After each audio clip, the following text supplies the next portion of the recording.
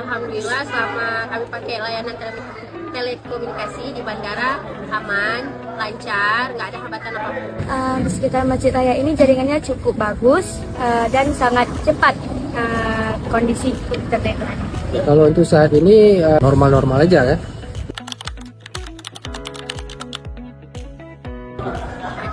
Kami ada lihat dari tim memantau ke bandara.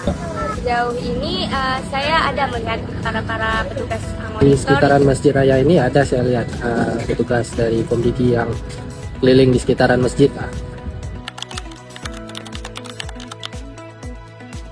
Semoga jaringannya tetap lancar.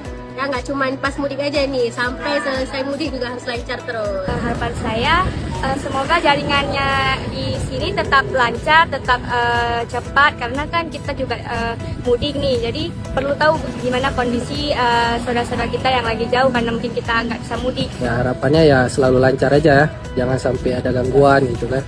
Ya semoga jaya terus lah jaringan di Aceh ini. Ya.